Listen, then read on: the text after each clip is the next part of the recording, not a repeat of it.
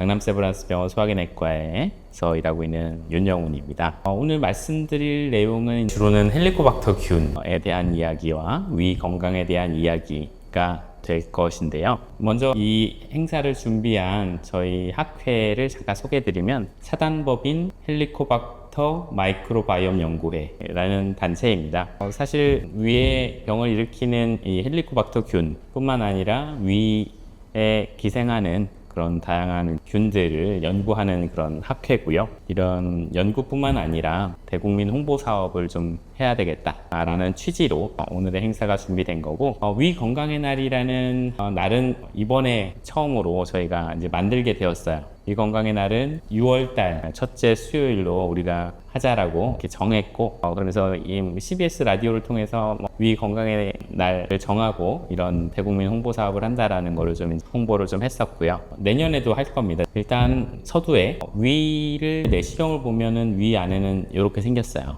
건강한 위점막은 이렇게 분홍색을 띠고 빨긋빨긋한 게 별로 없이 이 주름이 이렇게 살아있는 것이 이제 건강한 위 점막인데요. 위가 하는 일은 음식을 먹으면 일단 위가 저장을 해줘야 되죠. 위가 잘 음식을 받아들여주는 역할을 하는 게 첫 번째고, 소화효소, 위산과 펩신이라는 소화효소를 분비해서 음식물을 분해하기 시작하고, 또 위가 이렇게 으깨는 운동을 하면서 음식물이 한 2mm 정도 크기까지 으깨질 때까지 위가 계속 음식을 짓이겨주는 그런 역할을 하죠. 연동운동을 통해서 소장, 십이지장으로 음식을 내려보내주는 역할을 하는데, 부위별로 하는 역할이 좀 달라요. 위에 이렇게 생긴 가장 위쪽, 위저부라고 하는 쪽은 음식을 처음에 받아들여주고 저장하는 역할을 합니다. 이 부위가 사실은 재밌는 건 그냥 음식이 들어가면 이렇게 팽창되면서 억지로 늘어나는 게 아니라 영양소가 들어오면 저절로 늘어나요. 그래서 음식이 들어올 공간을 더 만들어주는 역할을 하는 게 위저부의 역할이고요. 위체부에서는 주로 산을 만들어요. 위산을 만들고, 또 펩신이라는 소화효소를 만들고, 또 호르몬들도 만듭니다. 그러니까 사실은 위에서 무슨 호르몬이 나오나 생각을 하실 수도 있지만, 우리가 식욕을 촉진하는 그런 호르몬들, 그렐린이라는 호르몬이 있는데 그런 것들이 이제 위에서 나오고요. 또 위산 분비를 촉진하는 호르몬도 이제 위에서 나오죠. 아래쪽 3분의 1은 위에 아까 음식을 으깬다고 했는데, 그런 으깨는 연동운동 요거를 주로 담당을 하고 있어요. 그래서 부위별로 위의 역할이 조금 다르고요. 오늘의 제일 중요한 주제는 이제 헬리코박터균인데, 헬리코박터균은 현미경 영상을 보면 위점막 안에 이런 부분에 균이 존재를 하는 그런 형태로 기생을 하는데, 이 헬리코박터균은 사실은 1982년에 처음으로 헬리코박터균이 있다는 걸 발견을 한 거죠. 사실 한 40몇 년 전에 이걸 발견을 했고, 마샬 박사와 워렌 박사 이 두 명이 같이 발견을 했어요. 그래서 이들이 두 명이 같이 노벨상을 탔죠. 2005년에 노벨상을 수상을 했는데, 그만큼 중요한 발견이었다라는 것을 이제 학계가 인정을 해서 이들에게 노벨상을 줬어요. 사실은 위 안에 균이 이렇게 있다라는 거를 1890년대 90년 정도부터 몇몇 학자들이 위 조직을 떼가지고 현미경을 봤더니 균 같은 게 보이는 것 같은데 라는 얘기를 학계에 보고를 했을 때 처음엔 다들 무시를 했었어요. 위가 얼마나 강한 산성인데 거기서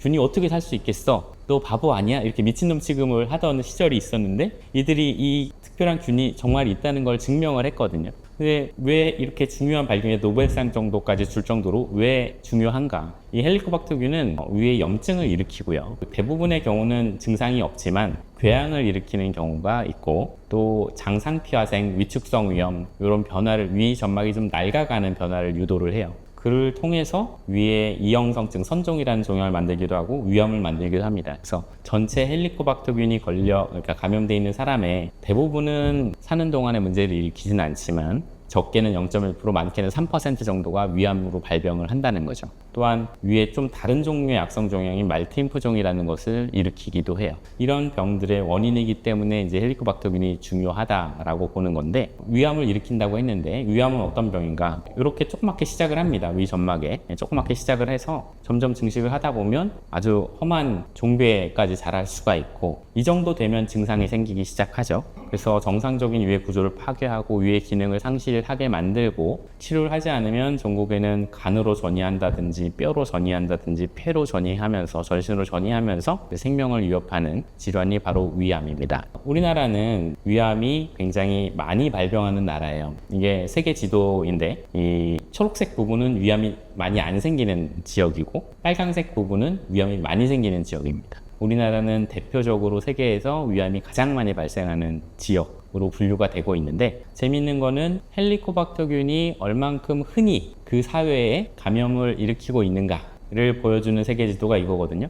헬리코박터 파일로리의 유병률, 그 세계지도의 색깔로 보면 이 빨강색 부분이 그 유병률이 높은 지역인데, 이 지역의 빨강색과 위암의 유병률의 빨강색이 굉장히 유사하거든요. 결국은 헬리코박터균이 많은 지역에 위암이 많이 생긴다, 이것이 결론이고, 그로 인해서 세계보건기구 WHO에서는 헬리코박터 파일로리라는 균을 발암물질로 정했죠. 발암물질 1급 발암물질, 2급 발암물질 이렇게 얘기하는데, 1급 발암물질에 헬리코박터 파일로리가 분류돼요. 성면이라는 게 폐암을 일으킨다는 얘기도 많이 들어보셨을 텐데, 성면도 1급 발암물질에 해당을 하기는 합니다. 우리나라의 헬리코박터균 감염률은 현재 51%, 이 올해 조사, 그러니까 최근에 조사 결과 51% 정도 되거든요. 전체 국민의 50% 정도는 헬리코박터균을 아직도 가지고 있다. 98년도 한 27년 전에는 67% 정도가 균을 가지고 있었어요. 전체 우리나라 국민의. 조금 더 이른 시점 1990년 정도에는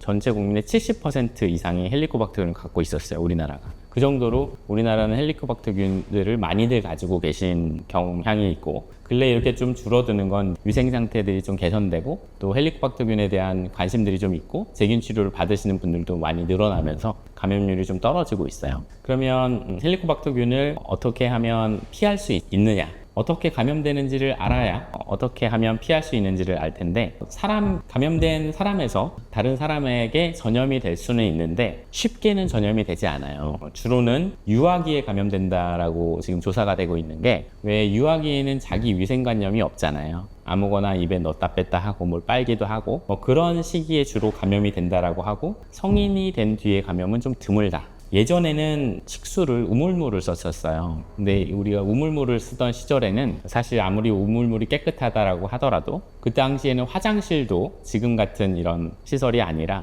그냥 뒷간이라고 하던 그런 시절에는 그 위에 사는 헬리코박터균이 대변으로도 나오거든요. 그런 것들이 이제 오염이 되고, 그게 오염이 된 우물물을 같이 마시게 되면 많은 사람들이 헬리코박터균을 이렇게 감염이 됐던 원인으로 이제 식수가 우물물일 때 그런 시절을 얘기를 하는 거고요. 공동식기 사용 아직은 논란이 있지만 가능성은 있다라고 보여지는 거고요. 그래서 정리를 해보면 구강 대 구강 감염이 가능하다. 대표적인 게, 예전에는 애들 이유식을 먹여줄 때 할머니가 씹어가지고 삼키기 좋게 만들어서 먹여주던 시절이 있었어요. 이거 아주 대표적으로 헬리코박터균을 전달해 줄 수 있는 행위거든요. 보통은 구강 대 구강 감염하면 뽀뽀하면은 옮을 수 있느냐? 근데 우리가 그냥 이렇게 뽀뽀 쪽 이렇게 하는 뽀뽀로는 사실 옮을 수 없다라고 봐요. 왜 프랑스 지방에서 한다는 그런 좀 진한 뽀뽀로는 옮을 수도 있다. 근데 조금 이따 더 자세히 말씀을 드릴게요. 분변 대 구강, 아까 말씀드렸지만 헬리코박터균이 대변으로도 배출이 되거든요. 그 배변이 오염된 음식이나 물을 섭취했을 때 감염이 될 수 있고, 의료행위를 통한 감염, 예를 들면 내시경을 하는데 내시경 소독 지침이 굉장히 엄격하거든요.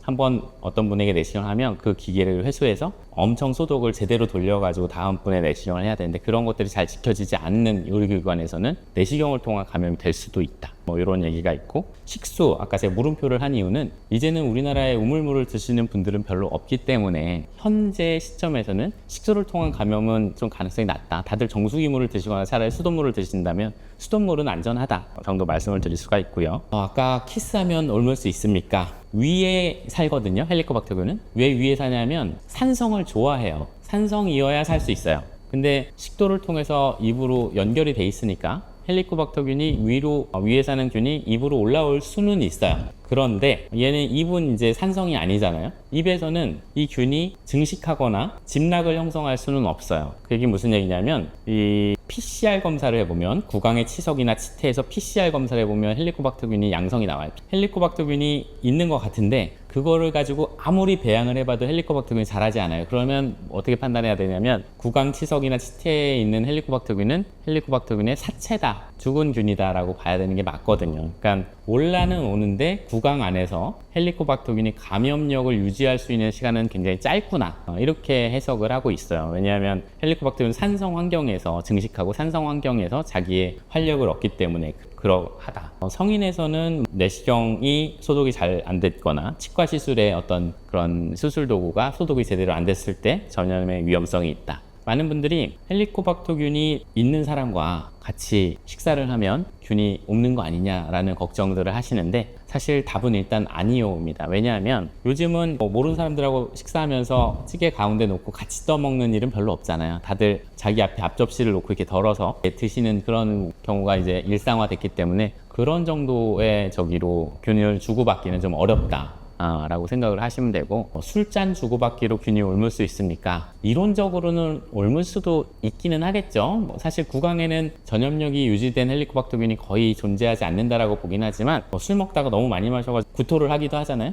그리고 양치를 안 하고 다시 술잔을 돌리면 그 술잔에는 감염력이 있는 헬리코박터균이 묻어갈 수도 있겠지만 대부분의 경우는 그렇지 않다. 아까 대부분 헬리코박터균이 유아기에 들어온다고 했는데 재미있는 연구가 하나 있어요. 유치원생들을 대상으로 헬리코박터균이 있고 없고를 이제 판단을 한 다음에 헬리코박터균도 족보가 있거든요. 그래서 이런 유전자 검사 같은 거예요. 이 헬리코박터균이 어느 족보를 갖고 있느냐에 따라서 좀 다른 패턴들이 나타나거든요. 그러면 유치원생들의 엄마, 아빠, 그리고 형제들 헬리코박터균이 있는지 조사를 하고 그들이 갖고 있는 헬리코박터균의 족보를 조사를 해보니까 누구께 애한테 갔는지를 본 거예요. 그래서 이 동그라미가, 이 하얀 동그라미가 이제 같은 족보거든요.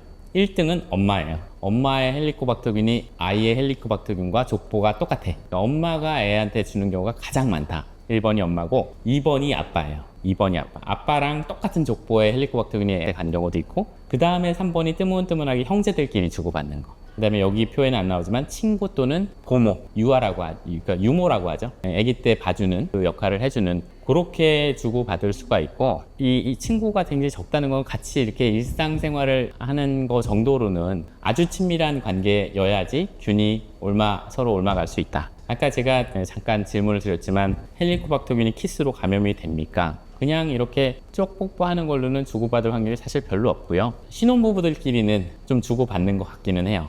그러니까 유아기에 좀 감염이 되는 경향이 있고, 결혼을 했는데 예를 들면 남편은 균이 있는데 와이프는 균이 없었어요. 그런 경우에 신혼부부 때는 뭐 매일매일 뽀뽀하고 아주 그렇게 지내다 보면 주고받을 수 있는데 그냥 가벼운 키스로는 주고받을 수 없다라고 본다. 그래서 학회에 많은 선생님들이 키스로 전염이 됩니까? 라는 질문을 많이 받는데 사실은 거의 되지 않습니다. 거의 되지 않습니다만 그럴 수도 있어요 정도까지. 근데 이제 균이 있는 사람하고 뽀뽀를 하더라도 그 사람이 이게 양치하고 나서 이렇게 뽀뽀하면 사실 그거 주고받아주기가 어렵다라고 일단 답변을 드리고요. 균을 없애고 싶으면 어떻게 합니까? 약을 먹어서 없애는데요. 보통은 요즘은 2주, 14일 요법이 일단 표준이라고 합니다. 저 같은 경우는 사실 열흘간 드리는 요법을 쓰기도 하는데 항생제 한 가지로는 안 좋기 때문에 항생제 2가지나 3가지를 쓰고요. 거기에 위산분비 억제제, 헬리코박터균 산성을 좋아하기 때문에 산이 덜 나오게 하는 약을 같이 써서 이렇게 해서 치료를 하고, 약만 먹으면 다 없어지느냐? 그렇지가 않거든요.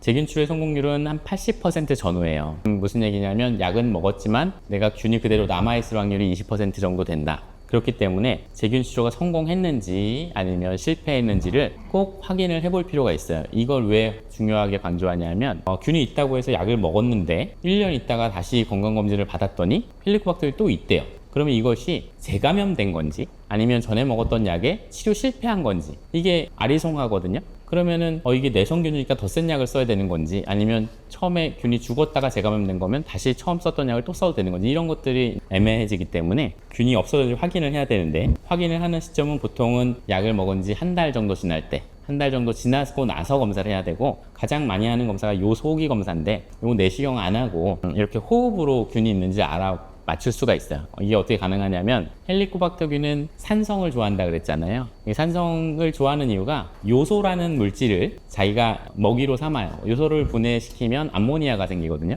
암모니아로 자기 주변을 조금 산으로부터 중화시키는 거예요. 그런 성향을 갖고 있기 때문에 헬리코박터균이 제일 좋아하는 그 먹이인 요소를 조그만 알약으로 만들어서 먹으면 헬리코박터균이 있는 사람 위에서는 요소가 빨리 분해되기 시작해요. 그럼 요소가 분해될 때 나오는 특정한 가스가 있거든요. 그게 후 불었을 때 몇 ppm 나오느냐, 이걸 가지고 균이 있다 없다를 맞추는데 상당히 정확성을 가지고 있어서 헬리코박터균을 없애는 재균 요법이 성공했는지 실패했는지를 보기 위해서는 이 요소호기 검사를 제일 추천하고 있습니다. 세균 치료를 잘 하려면 어떻게 해야 되느냐? 사실 열흘을 드리기도 하고 2주를 드리기도 하지만 정해진 시간에 정확하게 복용하는 것이 중요하다. 약을 먹었다가 또 잠깐 하루 이틀 빼먹었다가 또 먹고 뭐 이렇게 되면 세균 치료가 사실 실패할 확률이 확 올라가거든요. 그리고 또 제가 세균 치료 약을 드리면서 설명드리는 거는 흡연이라든지 술 이런 것들이 세균 치료 실패를 더 일으킬 수 있어요. 그러니까 우리가 담배 피우시면 위산이 많이 나오거든요. 헬리코박터균은 산성을 좋아한다 그랬잖아요. 그래서 흡연도 좀 삼가하시고 술 같은 거 안 먹으시면서 약을 드셔야 세균 치료 성공이 잘 되고요. 아무리 내가 약을 정확히 잘 지켜서 2주 동안 꼬박꼬박 잘 먹어도 실패하는 경우가 있거든요. 그거는 내가 뭘 잘못해서가 아니라 이 헬리코박터균이라는 균이 항생제에 대한 내성을 조금 쉽게 획득하는 경향이 있어요. 이 살고 있는 균이 항생제에 잘 안 듣게끔 유전적으로 변이를 일으킨 상황이면 세균 치료가 잘 안 되는 거죠. 그런 경우에는 2차 세균 치료, 다른 약을 가지고 2차 세균 치료 또는 3차 세균 치료까지도 하기도 하는데 1차 세균 치료는 만약에 인근 그냥 근처의 내과 병원, 1차 의료기관, 가정의학과 등등에서도 많이 하지만 1차 세균요법 실패했을 때는 전문가의 진료를 좀 받고 2차 세균요법을 하시는 걸 권고를 드립니다. 그러면 여기 이게 내시경에서 발견된 조기 위암의 하나의 그림이고 이거는 위에서 발견된 위선종의 그림인데 이거를 균을 없애는 것이 이러한 병을 예방하는 데 도움이 됩니까? 네, 도움이 됩니다.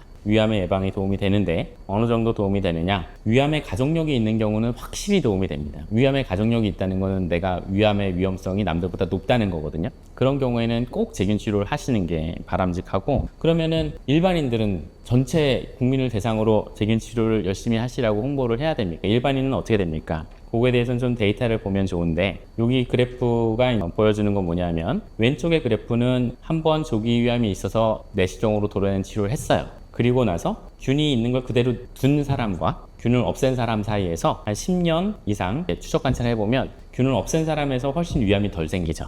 그래서 그런 걸 보여주는 거고 이쪽은 위암의 가족력, 어머니나 아버지가 위암이 있었어요. 그런 분들에서 그 가족, 아들, 딸들을 세균 치료를 한 경우와 세균 치료를 안 한 경우의 위암 발생률을 보면 차이가 많이 나죠. 그래서 세균 치료를 해주는 게 당연히 이득이 된다. 근데 제가 아까 일반 인구에서는 어떠냐 이런 연구가 있어요. 이게 중국인데 중국에 한 조그만 섬이 있는데 인구가 12,000명 정도 돼요. 근데 6,000명 정도씩 나눠가지고 세균 치료를 하고 안 하고 그리고 10년을 지켜본 중국의 연구가 있는데 처음에는 이 섬의 헬리코박터균 유병률이 64%였는데 열심히 세균 치료해서 15%까지 낮춰놨더니 위암의 발생률이 53% 줄었다. 위암의 사망률이 25% 줄었다. 그러니까 매스 이라디케이션이라죠. 우리가 아주 왕창 세균 치료를 전체 인구를 대상으로 했을 때 이게 대표적인 연구고 위암이 덜 생기는 건 확실한데 아까 6,000명 세균 치료를 했더니 위암이 35명 줄었다. 그러면 이제 가성비를 따져야 되는데 한 명의 위암을 막기 위해서 180명의 세균 치료를 해야 된다는 계산이 나오거든요. 그러니까 가성비는 좀 별로다. 그래서 우리나라에서 헬리코박터 세균 치료를 의료보험이 커버를 안 해줘요. 내가 헬리코박터균 있는데 균 없애고 싶어요 라고 하면 자가부담으로 하세요 라고 나라에서 정해놨거든요. 나라에서 이게 정말 꼭 해야 되는 공익사업 측면에서 꼭 해야 된다라고 하면 나라에서 다 의료보험 테두리로 이렇게 해줘야 되는데 그걸 안 해주는 이유는 좀 가성비가 좀 떨어진다. 이거를 전체 국민에게 다 균을 없애라고 하기에는 아직은 좀 항생제 부작용 같은 것도 고려할 때 조금 물음표다. 이런 의미가 있는 거고요. 내가 막상 세균 치료를 하려고 한다면 마음을 먹었다면 언제 하는 게 좋냐? 헬리코박터균이 오래 있으면 위축성 위염 또 장상피화생 이런 게 생기거든요. 근데 그게 생기고 나서 하는 게 이 장상피화생은 사실 위암의 위험성을 증가시킨다라고 알려졌으니까 장상피화생까지 진행됐으니까 나 이제 세균 치료 해야 되겠네? 그게 맞느냐? 아니면 생기기 전에 하는 게 맞느냐? 생기기 전에 하는 게 맞습니다. 이거 뭘 보여주는 거냐면 위암의 헬리코박터균 세균 치료하고 26년을 기다려본 연구가 있어요. 확실히 위암이 덜 생기는데 43% 정도 감소가 되는데 장상피화생이나 위축성염이 없는 아직 발생하지 않은 사람만 골라서 다시 분석을 해보니까 위암이 63% 감소하더라. 그러니까 위축성염이나 장상피화생이 생기기 전에 세균 치료를 한 경우에 위암의 예방 효과는 더 좋다. 그러니까 이왕 할 거면 일찍 하는 게 좋다. 이런 권고가 가능한 거고요. 제가 위축성염, 장상피화생 말씀을 드렸으니까 내시경 사진 한번 보여드리면 정상위는 이렇게 반질반질한데 위축성염은 희끗하게 여기가 허해지거든요. 장상피화생은 이렇게 우툴두툴해지죠. 이게 위암으로 가는 전 단계다라고 얘기가 되기 때문에 많이 걱정들을 많이 하시는데 왜냐하면 장년층 또는 50대, 60대 정도 되면 장상피화생 위축성염이 있으신 분들이 너무 많거든요. 그래서 걱정들을 하시는데 사실은 위축성염이 조금 있다 또는 장상폐하생이 조금 있다, 이것이 내가 위암이 생길 거다는 절대 아니거든요. 있고 없고의 개념보다 더 중요한 건 뭐냐면 얼마나 넓은 부위에 위축성염과 장상폐하생이 자리를 잡았느냐가 중요해요. 그래서 심한 사람과 안 심한 사람이 있는데 장상폐하생이나 위축성염이 건강검진했는데 좀 있다라고 지적을 받았다라고 하더라도 그게 아주 광범위하게 있지 않으면 뭐 별로 위암에 걱정을 안 하거든요. 대부분의 경우 위축성염, 장상폐하생이 있다라고 이제 진료실을 찾아오시는 분들 내시경 사진을 제가 봐드리고는 심하지 않으시니까 너무 걱정하실 필요는 없습니다라고 말씀드리는 경우가 훨씬 더 많고, 실제로 장상폐하생이 전체 위를 다 뒤덮은 그런 분들께는 정말 위험하니까 꼭 1년에 한 번, 아무리 늦어도 1년에 한 번은 꼭 내시경을 하십시오라고 권고드리는 경우도 있어요. 그래서 사람마다, 그러니까 장상폐하생이나 위축성염의 정도가 심한 사람, 덜 심한 사람이 있기 때문에 그냥 그 지적을 받았다고 무조건 벌벌 떨 것은 아니다. 무조건 두려워할 필요는 없고, 내시경 사진은 소화기내과 전문의에게 한번 보여주시면 상담을 받으실 수 있을 거예요. 위가 좀 아프다, 내가 혹시 위암이 아닐까 이런 생각을 하시게 되는 증상 중에 하나가 위가 뭔가 통증이 있거나 소화가 안 될 때 그런데 사실은 증상과는 전혀 상관이 없어요. 이게 모순이라고 했는데 어떤 분의 위는 내시경을 보면 정말 깨끗하거든요. 이분 맨날 속쓰리다고 그러고 맨날 위가 아프다고 하는 분도 있고요. 내시경을 보면 위축성염도 심하고 장상폐하생도 완전히 심해요. 위는 망가져 있는데 증상이 없어요. 나는 소화가 너무 잘 되고 나는 아주 위가 철통같이 튼튼하다라고 생각을 하시는 분은 또 들어가 보면 이런 경우가 있어요. 그래서 이게 왜 그러냐 하면 증상의 역치라는 게 있거든요. 우리가 어떤 위에 염증이 있거나 그런다고 다 증상이 있는 게 아니라 그것이 뇌로 전달돼서 아프다라고 느끼는 과정에는 여러 개의 이제 신경이 작용을 하는데 어느 단계부터 내가 그걸 통증으로 느끼냐는 사람마다 굉장히 다른 거예요. 통증에 대한 역치가 낮은 사람은 위산이 조금만 많이 나와도 쓰리다고 느끼고 위가 조금만 어떤 압력이 올라가도 통증을 느끼는 거에 반해서 어떤 사람들은 그게 둔한 거예요. 그러면 위가 이렇게 망가져 있어도 아무 증상이 없는 사람들이 있는 거죠. 그래서 감각역치가 그렇고, 보통 무증상으로 잘 있다가도 위가 갑자기 아프면 내가 왜 아프지? 혹시 뭐 위에 나쁜 암 같은 게 생긴 게 아닐까라는 생각 때문에 또 내시경을 자주 받으시는 분들도 있는데, 사실은 위암의 증상은 별반 뭐 특별한 게 없어요. 위암이 아까 진행성 위암 사진을 보여드렸지만 많이 진행되고 나면 살도 빠지고 복통도 올 수 있고 속이 안 좋고 할 수 있지만 저희가 내시경을 건강검진을 해서 발견을 하고자 하는 조기 위암은 증상이 없는 경우가 80% 정도의 조기 위암 환자분들은 그냥 아무 증상이 없는데 건강검진을 해서 찾았다라는 거고, 속이 쓰려서 내시경을 했는데 또는 뭐 속이 느글거려서 내시경을 했는데 위암이 나왔어요, 이런 분들도 일부 있지만 사실은 저희가 찾아내는 이런 작은 조기 위암이 아무런 증상을 일으키지 않아요. 그러니까 이분은 속 쓰린 거는 뭐 그냥 전날 술을 많이 먹어 쓰린 건데 그냥 내시경을 했더니 조기 위암이 발견된 거지, 이런 작은 위암이 증상을 유발한 게 아니거든요. 그래서 이제 조기 위암을 찾으려면 내시경을 정기적으로 해야 된다. 정기적인, 그러니까 내가 쓰려서 내시경을, 위가 아파서 내시경을 하는 것이 아니라 그냥 할 때가 됐으니까 하는 것이다, 이렇게 생각을 하셔야 되고, 어떻게 해야 되느냐, 40세 이상에 시작하라고 하죠. 나라에서 편지가 와요. 5대항 검진을 하십시오. 그래서 최소 2년에 한 번 하라라는 게 권고고, 내시경 또는 상부 조영술, 이게 이제 조영제를 마시고 엑스레이 찍는 건데 두 가지 중에 하나를 하라고 하지만 사실 내시경이 압도적으로 정확하기 때문에 내시경을 하시는 게 좋고, 위암에 가족력이 있거나 또는 위축성 위염이 좀 광범위하거나 장상폐하생이 심하신 분들은 1년에 한 번 하라라는 게 이제 권고되고 있는 안입니다. 이거 잘 지키시면 사실 진행성 위암으로 진단될 확률은 별로 없어요. 정기검진을 꼬박꼬박 했던 사람은 5년 동안 내시경을 안 한 사람에 비해서 진행성 위암이 훨씬 덜 생기거든요. 그러니까 5년간 정기검진을 안 한 사람은 진행성 위암이 진단될 확률이 한 4배, 5배 높고, 1년 이내에 정기검진을 한 경우에는 진행성 위암의 발생률은 2.2배 감소한다. 위암에 가족력이 있는 사람, 정기적으로 위내시경을 하면 진행성 위암의 발생률을 7분의 1로 낮출 수 있다. 그래서 이제 진행성 위암의 발병률을 낮춘다는 건 결국 조기에 찾았다는 거거든요. 조기에 찾으면 굉장히 장점이 많아요. 그러니까 조기 위암은 요새 수술을 하기도 하지만 조기 위암 단계에서 찾으면 수술을 안 하고 내시경으로 깔끔하게 도려내고 치료를 끝낼 수 있거든요.